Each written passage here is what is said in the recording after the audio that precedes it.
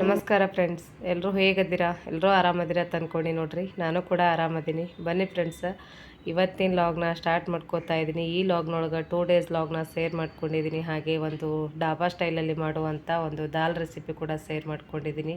ಹಾಗೆ ಇವತ್ತಿನ ಲಾಗು ತುಂಬಾ ಇಂಟ್ರೆಸ್ಟಿಂಗ್ ಆಗಿದೆ. ಹಾಗೆ ನನ್ನ ಮಗ ಕೂಡ ಆಲ್ರೆಡಿ ಸುಟ್ಟಿಗೆ ಬಂದು ಕೂಡ ರಿಟರ್ನ್ ಇವತ್ತು ಅವನಿಗೆ ಬ್ಯಾಗ್ ಪ್ಯಾಕಿಂಗ್ ಆಗಿರ್ಬೋದು ಅಥವಾ ನಾಳೆ ಬೆಳಗ್ಗೆ ಅವನಿಗೆ ಬಸ್ಸಿಗೆ ಹೋಯ್ದು ಬಿಡೋ ವಿಡಿಯೋ ಕೂಡ ನಿಮ್ಮ ಜೊತೆ ಶೇರ್ ಮಾಡ್ಕೊಂಡಿದ್ದೀನಿ ರೀ ಫ್ರೆಂಡ್ಸ್. ಆ ವಿಡಿಯೋವನ್ನು ಸ್ಕಿಪ್ ಮಾಡಿದೆ ಕೊನೆವರೆಗೂ ನೋಡಿರಿ. ಹಾಗೆ ಯಾರೆಲ್ಲ ನನ್ನ ಚಾನಲನ್ನು ಸಬ್ಸ್ಕ್ರೈಬ್ ಮಾಡ್ಕೊಳ್ಳಾರ್ದೆ ನೋಡ್ತಾ ಇದ್ದೀರಾ, ಪ್ಲೀಸ್ ಸಬ್ಸ್ಕ್ರೈಬ್ ಮಾಡಿಕೊಡ್ರಿ.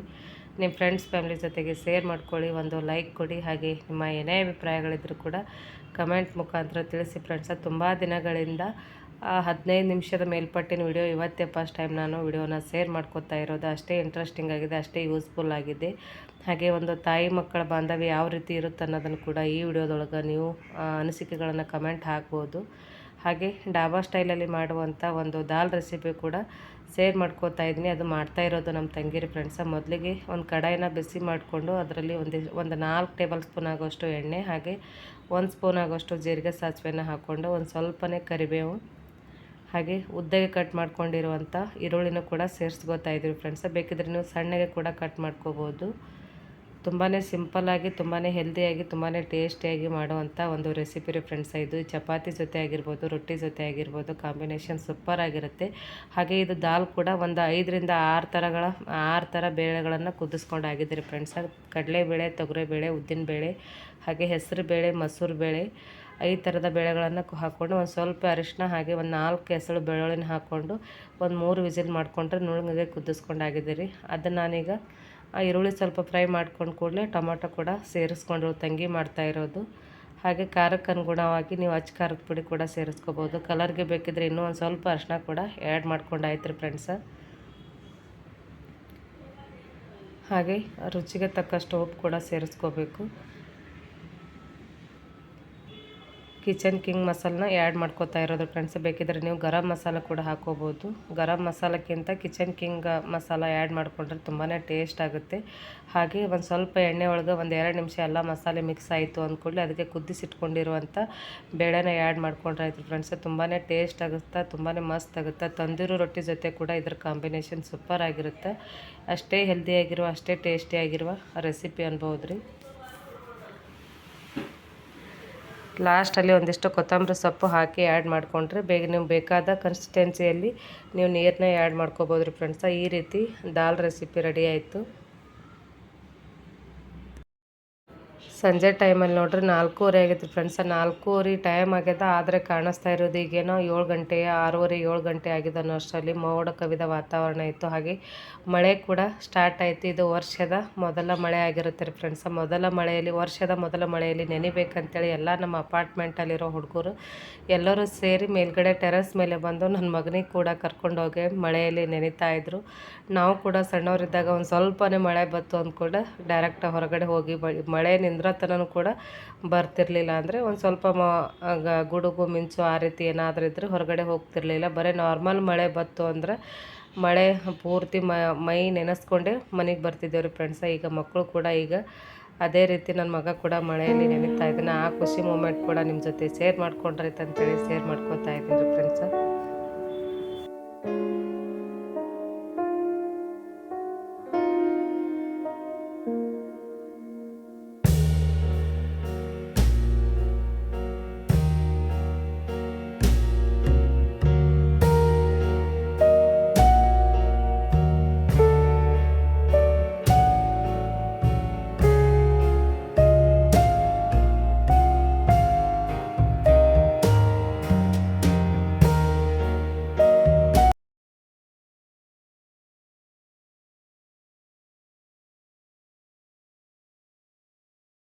ಜಿಡಿ ಜಿಡಿ ಮಳೆಯಲ್ಲಿ ಮಕ್ಕಳು ಒಬ್ರನ್ನೊಬ್ರು ನೀರನ್ನ ಹಾಯಿಸ್ಕೊತ, ಅಂದರೆ ಕಾಲಿಂದ ಎಷ್ಟು ಬರ್ತಾವೆ ಅಷ್ಟೇ ನೀರನ್ನ ಸಿಂಬಡಿಸ್ಕೊತ ಎಂಜಾಯ್ ಮಾಡ್ತಾಯಿದ್ರು ಫ್ರೆಂಡ್ಸ್. ಹಾಗೆ ನೋಡ್ರಿ, ಸಂಜೆ 9 ಗಂಟೆಯಿಂದ ಮತ್ತೆ ಲಾಗ್ನ ಕಂಟಿನ್ಯೂ ಮಾಡ್ಕೋತಾ ಇದ್ದೀನಿ. ಈಗ ನನ್ನ ಮಗಂದು ಬ್ಯಾಗ್ ಪ್ಯಾಕಿಂಗ್ ನಡೀತಾ ಇದ್ದಾರೆ ಫ್ರೆಂಡ್ಸ್. ಅಂದರೆ ನಾಳೆ ಅವನು ಬೆಳಗ್ಗೆ 4:30 ಅನ್ನೋಷ್ಟರಲ್ಲಿ ಅವನು ಊರಿಗೆ ಹೋಗ್ತಾ ಇದ್ದಾನೆ ರೀ. ಪುಣಾಟು ಬಂದಾಳಕ್ಕೆ ಹೋಗ್ತಾ ಇದ್ದಾನೆ. ಅದ್ರ ಸಲುವಾಗಿ ಅವ್ನ ಬ್ಯಾಗ್ನ ಪ್ಯಾಕ್ ಮಾಡ್ಕೋತಾ ಇದ್ದೀನಿ. ಅವನೇ ಪುಣಾಕ್ ಬಂದಿದ್ದು ಮಾರ್ಚ್ 14ನೇ ತಾರೀಕು ಬೆಳಗ್ಗೆ ಬಂದಿರು ಫ್ರೆಂಡ್ಸ. ಈಗ ರಿಟರ್ನ್ ಹೋಗ್ತಾ ಇರೋದು ಏಪ್ರಿಲ್ 6ನೇ ತಾರೀಕು ಹೋಗ್ತಾ ಇದ್ದೀನಿ ಫ್ರೆಂಡ್ಸ. ಯಾಕಂದ್ರೆ ಸ್ವಲ್ಪ ದಿನವೇ ಇದ್ದಂಗಾಗಿತ್ತು, ಅಷ್ಟೇನು ಸುಟ್ಟಿ ಇರಲಿಲ್ಲ ರೀ. ಅಂದರೂ ಕೂಡ ಮಕ್ಕಳು ಎಜುಕೇಷನ್ಗೋಸ್ಕರ ಅವ್ರು ಹೇಳಿದ ಟೈಮ್ಗೆ ಅವ್ರು ಹೇಳಿದ ಡೇಟಿಗೆ ನಾವು ಕಳಿಸ್ಲೇಬೇಕಾಗುತ್ತೆ. ಹಾಗೆ ಅವ್ನ ಬ್ಯಾಗ್ ಪ್ಯಾಕಿಂಗ್ ಮಾಡೋ ಟೈಮ್ದಾಗ ಅವನಿಗೆ ಕೇಳ್ತಾ ಇದ್ದೆ, ಕೋಲ್ಗೇಟ್ ಎಷ್ಟು ದೊಡ್ಡ ತಂದಿಯಪ್ಪ, ಇಷ್ಟು ಸುಮ್ಮನೆ ನಿನ್ಗೆ ಭಾಳ ದಿನ ಆಯಿತು ಅಂದ್ರೆ ಹಾಳಾಗಿಬಿಡ್ತದೆ, ಸುಮ್ಮನೆ ಸಣ್ಣ ತೊಗೋಬೇಕಿಲ್ಲ ಅಂತೇಳಿ. ಯಾಕಂದ್ರೆ ಮಧ್ಯಾಹ್ನ ಹೋಗಿ ಶಾಪಿಂಗ್ ಮಾಡ್ಕೊಂಬಂದಿದ್ರು ಫ್ರೆಂಡ್ಸ್. ಹಾಗೆ ಅವ್ನ ಬುಕ್ಸ್ ಆಗಿರ್ಬೋದು ಅವನಿಗೆ ಮಧ್ಯಾಹ್ನ ಒಯ್ಯಕ್ಕಂತೇಳಿ ಅಂದರೆ ತೊಗೊಂಡು ಹೋಗ್ಲಿಕ್ಕಂತೇಳಿ ಒಂದಿಷ್ಟು ಚೋಡ ಕೂಡ ಮಾಡ್ಕೊಂಡಿದ್ರಿ ಫ್ರೆಂಡ್ಸ. ಹಾಗೆ ಇಡೀ ದಿನ ಇವತ್ತು ಕೆಲಸದೊಳಗೆ ಬೀಜಿದ್ದೆ, ಅಷ್ಟೊಂದು ವಿಡಿಯೋ ಮಾಡ್ಕೊಳ್ಳೋ ಅಷ್ಟು ಮೂಡ್ ಕೂಡ ಇರಲಿಲ್ಲ. ಹಾಗೆ ಇನ್ನೇನೇನೋ ಆಗಿಬಿಟ್ಟಿತ್ತು, ಅದ್ರ ಸಲುವಾಗಿ ಆ ಟೈಮ್ದಾಗೇನೋ ವಿಡಿಯೋ ಮಾಡ್ಕೊಲಿಲ್ಲ ಫ್ರೆಂಡ್ಸ. ಈಗ ಬ್ಯಾಗ್ ಪ್ಯಾಕಿಂಗ್ ಮಾಡ್ಕೊತಾ ಇದ್ದೀನಿ. ಅವನು ಏನು ತೊಗೊಂಡದನ ಏನು ತೊಗೊಂಡಿಲ್ಲ ಅಂತ ಪ್ರತಿಯೊಂದೂ ಕೂಡ ಪ್ರತಿ ತಾಯಿ ಕೂಡ ಇದೇ ರೀತಿ ಕ್ಯೂರಿಯಾಸಿಟಿ ಇರ್ತದೆ ಅನ್ಕೋತೀನಿ. ಯಾಕಂದ್ರೆ ಈಗ ಆಲ್ರೆಡಿ ಅವನದು 7th ಕ್ಲಾಸ್ ಮುಗಿದು 8th ಕ್ಲಾಸಿಗೆ ಹೋಗ್ತಾ ಇದ್ದಾನೆ. ಅಂದರೂ ಕೂಡ ತಮ್ಮ ಜವಾಬ್ದಾರಿ ತಮಗೆ ಬೇಕು ಅನ್ನೋ ಮಕ್ಕಳು ಕೆಲವೊಬ್ರು ಇರ್ತಾರೆ, ಕೆಲವೊಬ್ರು ಇಲ್ಲ ಪೇರೆಂಟ್ಸ್ ಮಾಡೇ ಮಾಡ್ತಾರೆ, ನಮ್ಮ ಮಮ್ಮಿ ಮಾಡೇ ಮಾಡ್ತಾಳೆ, ನಮ್ಮ ಫ್ಯಾಮಿಲಿ ಮೆಂಬರ್ಸ್ ಮಾಡ್ತಾರೆ ಅನ್ನೋ ಈ ರೀತಿ ಇರ್ತಾರೆ ಫ್ರೆಂಡ್ಸ. ನನ್ನ ಮಗನ ಕೂಡ ಇಲ್ಲ ಹಾಕ್ಕೊಂಡಿದ್ದೀನಿ, ಇಟ್ಕೊಂಡಿದ್ದೀನಿ, ಎಲ್ಲ ಕರೆಕ್ಟ್ ತೊಗೊಂಡಿದ್ದೀನಿ ಅಂದರೂ ಕೂಡ ನಾನು ಕೂಡ ಎಲ್ಲ ಬುಕ್ಸ್ ಇಟ್ಕೊಂಡಿದ್ದೆ, ಇಲ್ಲ ಎಲ್ಲ ನಿನ್ನ ಸಾಮಾನುಗಳ್ನ ತೊಗೋಬೇಕಂತೇಳಿ ಅವನಿಗೆ ಬ್ಯಾಗ್ನ ಪ್ಯಾಕ್ ಮಾಡ್ಕೊತಾ ಇದ್ದೀನಿ ಫ್ರೆಂಡ್ಸ. ಏನೋ ಒಂಥರ ಮನಸ್ಸಿಗೆ ಬೇಜಾರು, ಯಾಕಂದರೆ ಬಂದು ಕೂಡ ಇನ್ನೂ 20 ದಿನಗಳಾಗಿಲ್ಲ, ಆದರೆ ರಿಟರ್ನ್ ಹೋಗ್ತಾ ಇದ್ದಾನೆ. ಅದ್ರ ಸಲುವಾಗಿ ನನಗೂ ಇವತ್ತು ಫುಲ್ ಡೇ ಮನಸ್ಸಿಗೆ ಏನೋ ಒಂಥರ, ಹಾಸ್ಟೆಲ್ ಒಳಗಿದ್ರೆ ಮಕ್ಕಳನ್ನ ಯಾವ ರೀತಿ ಮಿಸ್ ಮಾಡ್ಕೋತೀವೋ ಅದೇ ರೀತಿಯೇ ಇವತ್ತು ಕೂಡ ಹೋಗ್ತಾ ಇದ್ದಾನಲ್ಲ, ಇಷ್ಟು ಬೇಗ ಹೋಗ್ತಾ ಇದ್ದಾನಲ್ಲ ಅಂಥೇಳಿ ಇವತ್ತು ಇಡೀ ದಿನ ಮನಸ್ಸು ಅಷ್ಟೊಂದು ಸರಿ ಇರಲಿಲ್ಲ ರೀ ಫ್ರೆಂಡ್ಸ್. ಹಾಗೆ ಅವನಿಗೆ ಬೇಕಾಗಿರುವಂಥ ಎಲ್ಲ ಐಟಮ್ಸ್ನ, ಹಾಗೆ ಅವನಿಗೆ ಫೇವ್ರೇಟ್ ಅಂದರೆ ಶೇಂಗಾ ಕಾಳು ರೀ ಫ್ರೆಂಡ್ಸ. ಬಡವರ ಬಾದಾಮಿ ಅನ್ನೋ ಹಾಗೆ ಶೇಂಗಾದ ಕಾಳು ಅಂತ ಇಷ್ಟು ಫೇವ್ರೇಟ್ ಅದ. ಅವನಿಗೆ ಒಂದು ಸ್ವಲ್ಪ ಶೇಂಗಾನ ಹುರಿದುಕೊಟ್ಟು, ಹಾಗೆ ಎಲ್ಲ ಅವನಿಗೆ ತೊಗೊಂಡು ಬಂದಿರುವಂಥ ಬಟ್ಟೆ ಆಗಿರ್ಬೋದು ಅಥವಾ ಅವನ್ನೇನೆಲ್ಲ ಒಯ್ಯುವಂಥ ಇಂಗ್ರೀಡಿಯೆಂಟ್ಸ್ನ ಎಲ್ಲ ಹಾಕಿ ಬ್ಯಾಗ್ನ ಪ್ಯಾಕ್ ಮಾಡ್ಕೊಂಡೆ ರೀ ಫ್ರೆಂಡ್ಸ. ಈಗ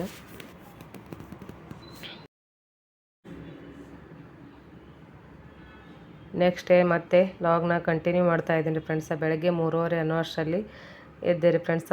ಕಣ್ಣು ಕೂಡ ತೆರೆಯೋಕೆ ಆಗ್ತಿರ್ಲಿಲ್ಲ, ಇಡೀ ರಾತ್ರಿ ನಿದ್ದೆ ಕೂಡ ಆಗಿರಲಿಲ್ಲ. ಯಾಕಂದರೆ ಟೈಮ್ ಆಗಿಬಿಡುತ್ತೇನೋ, ಎಚ್ಚರಿಕೆ ಆಗಿಬಿಡುತ್ತದೇನಿಲ್ಲೋ, ಅಕಸ್ಮಾತ್ ನಿದ್ದೆ ಹತ್ತಿ ಮನ್ಕೊಂಡ್ರೆ ಮತ್ತು ಬಸ್ ಮಿಸ್ ಮಾಡ್ಕೋತಾನಲ್ಲಂತೆ ಈ ರೀತಿ ರಾತ್ರಿ ಎಲ್ಲ ಅರ್ಧ ತಾಸಿಗೊಮ್ಮ ಮೊಬೈಲ್ ನೋಡೋದು, ಟೈಮ್ ನೋಡೋದು, ಮತ್ತೆ ಮನ್ಕೊಳ್ಳೋದು, ಈ ರೀತಿ ಆಗಿತ್ತು ಫ್ರೆಂಡ್ಸ. ಯಾಕಂದರೆ ಏನೋ ಗೊತ್ತಿಲ್ಲ, ಏನರೇ ಅಕಸ್ಮಾತ್ ಈ ರೀತಿ ನನಗೆ ಅರ್ಜೆಂಟ್ ಇರುವಾಗ, ಎಮರ್ಜೆನ್ಸಿ ಇರುವಾಗಲೇ ನನ್ನ ಮೊಬೈಲ ಏನೋ ಕೈ ಕೊಟ್ಬಿಡ್ತಾರೆ ಫ್ರೆಂಡ್ಸ. ಆದರೂ ಕೂಡ ಅಕಸ್ಮಾತ್ ನಮಗೆ ಎಲ್ಲಿಗೆರೆ ಹೋಗಬೇಕು, ಅವತ್ತು ನಾವು ಹೇಳೇಬೇಕು, ಈ ಟೈಮ್ ಕೇಳೇಬೇಕು ಅಂದ್ರೆ ಪ್ರತಿ ಅರ್ಧ ತಾಸಿಗೆ, ಪ್ರತಿ 1 ತಾಸಿಗೆ ನಾವು ಎಚ್ಚರ ಆಗೋದಕ್ಕಿಂತ ಮುಂಚೆನೇ ನಮ್ಮ ಮೈಂಡ್ನೊಳಗೆ ಅದು ಬಂದುಬಿಡ್ತೀರಿ ಫ್ರೆಂಡ್ಸ್. ಆ ಟೈಮ್ ಆಗಿರ್ಬೋದೇನೋ ಅಂತೇಳಿ ಪ್ರತಿಯೊಬ್ಬರಿಗೂ ಇದೇ ರೀತಿ ಆಗುತ್ತೆ ಅಂತ ಅಂದ್ಕೊಂಡಿದ್ದೀನಿ. ಡೈಲಿ ಅಂತೂ ಏನೂ ಅಷ್ಟು ಬೇಗ ಹೇಳೋ ಜರೂರತ್ತು ಇರೋಂಗಿಲ್ಲ. ನಮ್ಮ ಡೈಲಿ ಟೈಮ್ಗೆ ಎಷ್ಟು ಗಂಟೆಗೆ ಕೇಳಬೇಕು ಅಷ್ಟು ಗಂಟೆಗೆ ಬೆಳಗ್ಗೆ ಎದ್ದೇ ಹೇಳ್ತೀವಿ ಫ್ರೆಂಡ್ಸ. ಆದರೆ ಈ ರೀತಿ ಒಂದು ಸ್ವಲ್ಪ ನಸ್ಕಿನ ಜಾವದಾಗ ಹೇಳ್ಬೇಕು ಅಂದರೆ ಪ್ರತಿಯೊಬ್ಬರಿಗೂ ಕೂಡ ಅಲಾರಾಮ ಜರೂರತ್ತಿಲ್ಲ, ಅವಶ್ಯಕತೆ ಇಲ್ಲ ಅಂತ ಅನ್ಕೋತೀನಿ.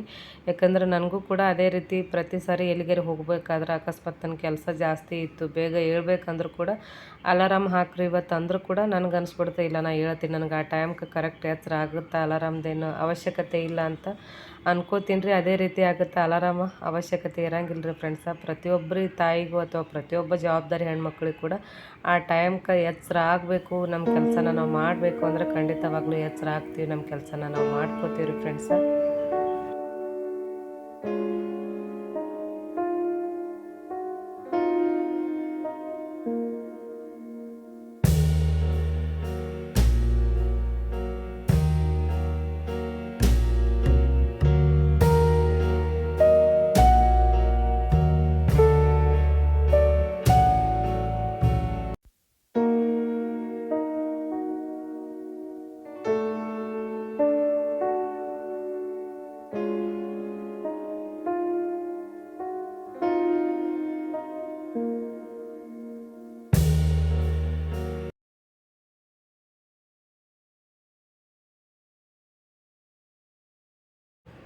ಟೈಮ್ ನೋಡ್ರಿ ಈಗ 4 ಗಂಟೆ ಆಯಿತು. ಕಸದೆಲ್ಲ ಗುಡಿಸ್ಕೊಂಡು ಜಳಕ ಮಾಡುವಷ್ಟರಲ್ಲೇ ಟೈಮ್ 4 ಗಂಟೆ ಆಗಿತ್ತು. ನನ್ನ ಮಗನಿಗೆ ಕೂಡ ಎಬ್ಬಿಸಿ ಅವನಿಗೆ ಕೂಡ ಜಳಕನ ಮಾಡಿಸಿ ಈಗ ಹಾಲನ್ನ ಬಿಸಿ ಮಾಡ್ಕೋತಾ ಇದ್ದಾರೆ ಫ್ರೆಂಡ್ಸ. ಪ್ರತಿಯೊಬ್ಬರ ಮನೆಯಲ್ಲಿ ಕೂಡ ಈ ರೀತಿ ಇದ್ದೇ ಇರುತ್ತೆ ಪದ್ಧತಿ ಅಂತ ಅನ್ಕೋತೀನಿ. ನಮ್ಮ ಉತ್ತರ ಕರ್ನಾಟಕದ ಸೈಡ್ ಅಂತರೂ ಆಲ್ಮೋಸ್ಟ್ ಆಲು ಎಲ್ಲರೂ ಇದೇ ರೀತಿ ಪದ್ಧತಿನ ಪಾಲಿಸ್ತಾರೆ. ಹಿರಿಯರು ಕೂಡ ಮಾಡ್ಕೊಂಡು ಬಂದಿರುವಂಥ ಇದು ಪದ್ಧತಿ. ಪ್ರತಿ ಮಕ್ಕಳು ಊರಿಂದ ಊರಿಗೆ ಹೋಗುವಾಗ ತಾಯಂದಿರು ಜಳಕ ಮಾಡಲಾರ್ದೆ ಕುಂದ್ರಬಾರ್ದು ಅಂತ ಈ ರೀತಿ ಅನ್ನೋ ಮಾತಿದ್ದಾರೆ ಫ್ರೆಂಡ್ಸ ನಮ್ಮ ಕಡೆ.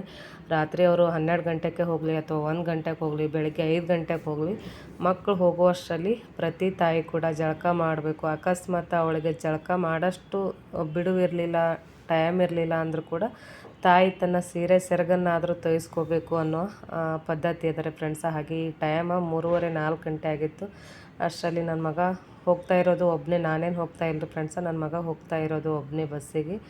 ಈಗ ನಾನು 4 ಅನ್ನೋ ಅಷ್ಟರಲ್ಲಿ ಜಳಕನ ಮುಗಿಸ್ಕೊಂಡು ಬಂದು ಈಗ ನಾನು ಕೂಡ ರೆಡಿಯಾಗಿ ಬಸ್ ಸ್ಟ್ಯಾಂಡ್ಗೆ ಹೋಗ್ಬೇಕಂತೇಳಿ ದೇವ್ರ ಮುಂದೆ ದೀಪನ ಹಚ್ಕೋತಾ ಇದ್ದಾರೆ ಫ್ರೆಂಡ್ಸ. ಪೂಜೆ ಮಾಡ್ಕೋಬೇಕನ್ನೋ ಅಷ್ಟರಲ್ಲಿ ಟೈಮ್ ಕೂಡ ಜಾಸ್ತಿ ಇತ್ತು. ಪೂಜೆ ಮಾಡ್ಕೊತ್ಕೊಂಡ್ರೆ ಇನ್ನೊಂದು ವಿಷಯ ನಮ್ಮ ಮನೆ ಬಗ್ಗೆ ನಿಮ್ಮ ಜೊತೆ ಶೇರ್ ಮಾಡ್ಕೋಬೇಕಂದ್ರೆ ಫ್ರೆಂಡ್ಸ, ಒಂದು ರೀತಿ ಖುಷಿ ಆಗುತ್ತೆ. ಹಾಗೆ ಎಲ್ಲರ ಮನೆಯಲ್ಲಿ ಅದೇ ರೀತಿ ಅದೇನೋ ಗೊತ್ತಿಲ್ಲ, ಯಾಕಂದರೆ ನಮ್ಮದು ಜಾಯಿಂಟ್ ಫ್ಯಾಮ್ಲಿ ಆಗಿರೋದ್ರಿಂದ ಆ ಖುಷಿ ಮೂಮೆಂಟ್ಗಳು ಸಾಕಷ್ಟು ಅನುಭವಿಸ್ತಾ ಇರ್ತೀವಿ, ಹಾಗೆ ಅನುಭವಿಸ್ತಿರ್ತೀವಿ ಕೂಡ, ಹಾಗೆ ಅನುಭವಿಸಿದ್ದೀವಿ ಕೂಡ ಅಂತ ಅನ್ಬೋದು ನೋಡ್ರಿ. ಯಾಕಂದ್ರೆ ಈಗ ನನ್ನ ಮಗ ಹೋಗಬೇಕಾದ್ರೆ ನಾನು ಜಳಕ ಮಾಡ್ತೀನಿ ರೀ ಫ್ರೆಂಡ್ಸ್. ಹಾಗೆ ನಮ್ಮ ಮನೆಯವರು ಅಥವಾ ನಮ್ಮ ಮೈದಂದೇರಿ ಎಲ್ಲರೂ ಹೋಗಬೇಕಾದ್ರೆ ನಮ್ಮ ಅತ್ತೆಗಳು ಜಳಕನ ಮಾಡ್ತಾರೆ. ಮಕ್ಕಳು ರಿಟರ್ನ್ ಸ್ಕೂಲಿಗೆ ಹೋಗ್ತಾರೆ ಅಥವಾ ಕಾಲೇಜ್ಗೆ ಹೋಗ್ತಾರೆ, ಅವರು ಡ್ಯೂಟಿ ಮೇಲೆ ಹೋಗ್ತಾರೆ. ರಿಟರ್ನ್ ಇವತ್ತು ಊರಿಗೆ ಬರೋಕ್ಕೆ ಆಗಂಗಿಲ್ಲ ಅಂದರೆ ನಾವು ನಮ್ಮ ಮಕ್ಕಳ ಸಲುವಾಗಿ ನಾವು ಮಾಡ್ತೀವಿ. ಹಾಗೆ ನಮ್ಮ ಮೈದಂದಿರ ಜೊತೆ ಸಲುವಾಗಿ, ಹಾಗೆ ನಮ್ಮ ಮನೆಯವ್ರ ಸಲುವಾಗಿ ನಮ್ಮ ಅತ್ತೆಗಳು ಮಾಡ್ತಿರ್ತಾರೆ ಫ್ರೆಂಡ್ಸ. ಆದರೆ ಇನ್ನೊಂದು ಖುಷಿ ವಿಚಾರ ನಿಮ್ಮ ಜೊತೆ ಶೇರ್ ಮಾಡ್ಕೋಬೇಕಂದ್ರೆ, ನಮ್ಮ ಮಾಮರು ಕೂಡ ಒಬ್ಬರು ಡ್ಯೂಟಿ, ನಮ್ಮದು ಜಾಯಿಂಟ್ ಫ್ಯಾಮ್ಲಿ ಆಗಿರೋದ್ರಿಂದ ಅದರಲ್ಲಿ ಒಬ್ಬರು ಪೊಲೀಸ್ ಡ್ಯೂಟಿಯಲ್ಲಿ ಅಂದರೆ ಪೊಲೀಸ್ ಸಬ್ ಇನ್ಸ್ಪೆಕ್ಟ್ರಾಗಿ ಕೆಲಸನ ಮಾಡ್ತಿದ್ರು ಫ್ರೆಂಡ್ಸ. ಅಂದರೆ ನಮ್ಮ ಅಜ್ಜಿ ಇಲ್ಲ ರೀ, ನಮ್ಮ ಮಾಮಾರ್ದು ಅವ್ವ ಇಲ್ಲ. ಹಾಗೆ ಅಕಸ್ಮಾತ್ ಅವರು ಕೂಡ ಹೀಗೆ ಪ್ರತಿ ಸಾರಿ ಕೂಡ ಡ್ಯೂಟಿಗೆ ಹೋಗಬೇಕಾದ್ರೆ ಅವರಿಗೆ ಅವತ್ತು ನೈಟ್ ಬರೋಕ್ಕಾಗಲಿಲ್ಲ, ಅವರು ಡ್ಯೂಟಿ ಮ್ಯಾಗ ಹೋಗ್ತಿದ್ರು ಅಂದ್ರೆ ನಮ್ಮದು ದೊಡ್ಡ ಅತ್ತಿಗಳು ಇರ್ತಾರಲ್ರಿ ಫ್ರೆಂಡ್ಸ, ದೊಡ್ಡ ಅತ್ತಿಗಳು ಇಲ್ಲ ಜಳಕ ಮಾಡ್ಲಿಕ್ಕೆ ಟೈಮ್ ಸಿಗಂಗಿಲ್ಲ, ಈಗ ಹೋಗ್ತಿರ್ತಾನೆ ಡ್ಯೂಟಿಗೆ, ಯಾಕಂಥೇಳಿ ಸೆರಗನ ತೊಯ್ಸ್ಕೊತಿದ್ರು ಫ್ರೆಂಡ್ಸ್. ಆ ಒಂದು ಖುಷಿನ ನೋಡೋಕ್ಕೂ ಕೂಡ ಅದು ಏನೋ ಒಂಥರ ಮನಸ್ಸಿಗೆ ಖುಷಿ ಆಗ್ತಿತ್ತು. ಹಾಗೆ ಅಷ್ಟೇ ಅದರ ಫೀಲಿಂಗ್ಸ್ ಕೂಡ ನೆನಪಾಗ್ತಾಯಿತ್ತು. ಅಜ್ಜಿ ಇಲ್ಲ ಅಂಥೇಳಿ ಒಂದು ತಾಯಿ ಸ್ಥಾನನ, ನಮ್ಮ ಅಜ್ಜಿ ಇಲ್ಲ ಅಂಥೇಳಿ ತಾಯಿ ಸ್ಥಾನನ ತಮ್ಮ ಮೈದಂದರಿಗೆ ನಮ್ಮ ಅತ್ತಿಗಳು ಕೊಟ್ಟಾರ. ಅಂದರೆ ಅಣ್ಣನ ಹೆಂಡ್ತಿ ಅಂದ್ರೆ ಹೆತ್ತ ತಾಯಿ ಸರಿ ಅಂತ ನಮ್ಮ ಮನೆಯೊಳಗೆ ಕೂಡ ಪಾಲಿಸ್ಕೊಂಡು ಬಂದಂಥ ಪದ್ಧತಿ ರೀ ಫ್ರೆಂಡ್ಸ. ಅದರ ಸಲುವಾಗಿ ಈ ವಿಷಯ ಕೂಡ ನನ್ನ ಮಗನ ವಿಷಯದಾಗ ಈ ರೀತಿ ಮಾಡ್ತಾ ಇದ್ದೀನಿ. ಹಾಗೆ ನಮ್ಮ ಅತ್ತೆಗಳು ಕೂಡ ಅವರು ಮೈದುಂದಿಯರ ಸಲುವಾಗಿ ಈ ರೀತಿನ ಪದ್ಧತಿನ ಪಾಲಿಸ್ಕೊಂಡು ಬಂದಾರ ಅಂತೇಳಿ ಏನೋ ಒಂಥರ ಖುಷಿ ಆಗುತ್ತೆ ರೀ ಫ್ರೆಂಡ್ಸ್. ಈಗ ನನ್ನ ಮಗ ಕೂಡ ರೆಡಿಯಾಗಿ ಅವನಿಗೆ ಒಂದು ಸ್ವಲ್ಪ ಹಾಲನ್ನ ಕೊಟ್ಟೆ ರೀ ಫ್ರೆಂಡ್ಸ. ಅನ್ಕೋಬೋದು ನನ್ನ ಮಗ ಬಂತ ಆಲ್ರೆಡಿ 20 ದಿನಗಳಾಯಿತು, ಆದರೆ 20 ದಿನ ಇದ್ದರೂ ಕೂಡ ವಿಡಿಯೋದಾಗ ಕಾಣಿಸ್ಕೊಂಡಿದ್ದೆ ತುಂಬಾ ಕಮ್ಮಿ. ಹಾಗೆ ಹಾಲು ಕುಡಿದು ಹಾದಿ ಹಿಡಿಬಾರ್ದು ಅನ್ನೋ ಪದ್ಧತಿ ನಮ್ಮ ಮನೆಯೊಳಗದ ರೀ. ಅಂದರೆ ಮಕ್ಕಳಾಗಿರ್ಬೋದು, ದೊಡ್ಡವರಾಗಿರ್ಬೋದು, ಹಾಲನ್ನ ಕುಡಿದು ಮತ್ತೆ ನೆಕ್ಸ್ಟ್ ಹೊರಗಡೆ ಹೋಗಬಾರ್ದು ಅಂಥೇಳಿ ನಮ್ಮ ಅಜ್ಜಿಯಿಂದ ಹಿಡ್ಕೊಂಡು ನಮ್ಮ ಅತ್ತಿಗಳಿಂದ ಹಿಡ್ಕೊಂಡು ನಾವು ಕೂಡ ಅದನ್ನು ಪಾಲಿಸ್ಕೊತ ಬಂದ್ವಿ. ಮೇಲ್ಗಡೆ ಒಂದು ಸ್ವಲ್ಪ ಮೊಸರಾಗಿರ್ಬೋದು ಅಥವಾ ಏನಾದರೂ ಖಾರನ ತಿನ್ನಿಸ್ಕೊಂಡು ಮಕ್ಕಳನ್ನ ಕಳ್ಸೋದ್ರಿ ಫ್ರೆಂಡ್ಸ್. ಹಾಗೆ ಹಾಲು ಕುಡ್ದವ್ರನ್ನ ಕಳ್ಸೋದು, ಟೋಟಲಿ ಮಕ್ಕಳು ಅಂತಲ್ಲ, ಯಾರೇ ಹಾಲು ಕುಡಿದ್ರೂ ಕೂಡ ಹಾದಿ ಹಿಡಿಬಾರ್ದು ಅನ್ನೋ ಪದ್ಧತಿ ಇದೆ ರೀ ಫ್ರೆಂಡ್ಸ್. ಹಾಗೆ ನಮ್ಮ ಮೈದನ್ ಕೂಡ ಈಗ ಕಾರ್ನ ಪಾರ್ಕಿಂಗಿಂದ ಹೊರಗಡೆ ತೆಗಿತೀನಿ ಅಂತೇಳಿ ಲಗೇಜ್ನ ತೊಗೊಂಡು ಹೋದ. ನನ್ನ ಮಗ ಕೂಡ ಎಲ್ಲರಿಗೂ ನಮಸ್ಕಾರ ಮಾಡ್ದ. ಈಗ ನನ್ನ ಮಗ ಹೋಗ್ತಾ ಇದ್ದಾನೆ ಅಂತೇಳಿ ನನಗೂ ಕೂಡ ಇಲ್ಲ, ನಾನು ಬರ್ತೀನಿ ಬಸ್ ಸ್ಟಾಪ್ ತನಕ ಬಂದು ನಿನ್ಗೆ ಕುಂದರ್ಸಿ ರಿಟರ್ನ್ ಬರ್ತೀನಿ ಅಂತೇಳಿ. ಟೈಮ್ ನೋಡ್ರಿ ಈಗ 4 ಗಂಟೆ ಆಗಿ 10 ನಿಮಿಷ ಆಗಿತ್ತು. ಈಗ ಹೋಗ್ತಾ ಇದ್ದೀವಿ ರೀ.